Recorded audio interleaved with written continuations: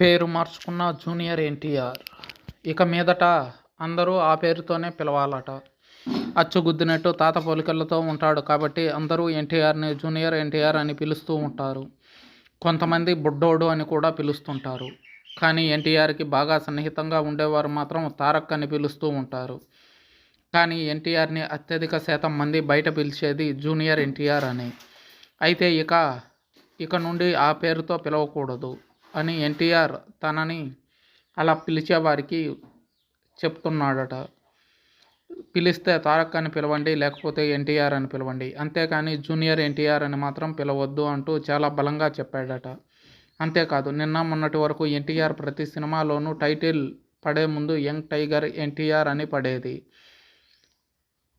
కానీ ఇక నుండి మ్యాన్ ఆఫ్ మాసెస్ అని పడుతుందట. కారణం ఎన్టీఆర్ వయసు 40 ఏళ్ళు దాటింది కాబట్టి. తాజాగా ఎన్టీఆర్ టీం నుండి వచ్చిన ఒక ప్రకటనలో మిస్టర్ ఎన్టీఆర్ అని సంబోధిస్తూ ఒక పోస్టర్ని విడుదల చేశారు. అంటే ఇక నుండి జూనియర్ని తన పేరు నుండి తొలగించాలి అంటూ టీం అధికారిక ప్రకటన చేసినట్టే అన్నమాట. ఇకపోతే ఎన్టీఆర్ ప్రస్తుతం కొరటాల శివతో దేవరా అనే చిత్రం చేస్తున్న సంగతి తెలిసిందే. ఈ సినిమాలో ఎన్టీఆర్కి సంబంధించిన షూటింగ్ భాగం మొత్తం పూర్తయిందట. మరో వారం రోజుల్లో సినిమాకి సంబంధించిన షూటింగ్ను కూడా పూర్తి చేయబోతున్నట్టు తెలుస్తుంది. ఈరోజు ఈ సినిమాలో విలన్గా నటిస్తున్న సైఫ్ అలీ ఖాన్కి సంబంధించిన గ్లిమ్స్ వీడియోని విడుదల చేయగా ఆ గ్లిమ్స్కి అభిమానుల నుండి అద్భుతమైన రెస్పాన్స్ వచ్చింది. విలన్కి ఈ స్థాయిలో ప్రత్యేకంగా ఇప్పటివరకు ఎవరు గ్లిమ్స్ విడుదల చేయలేదు.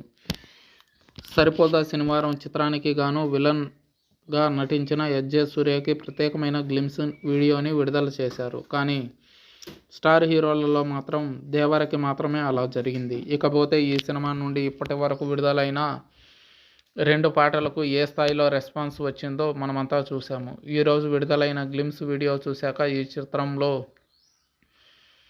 విలన్కి కూడా ఒక ప్రత్యేకమైన పాట ఉన్నట్టుగా తెలుస్తుంది. త్వరలోనే ఈ పాటను కూడా విడుదల చేసేందుకు సన్నాహాలు చేస్తున్నారు మేకర్స్. రోజు రోజుకు ఈ చిత్రంపై అంచనాలు పెరుగుతున్న విషయం తెలిసిందే. అయితే సెప్టెంబర్ 27వ తారీఖున ఈ సినిమా ప్రేక్షకుల ముందుకు రాబోతుంది.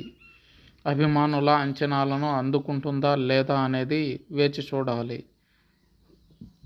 వచ్చే వారం ఈ సినిమాకి సంబంధించిన ట్రైలర్ గురించి అప్డేట్స్ కూడా వచ్చే అవకాశం ఉంది.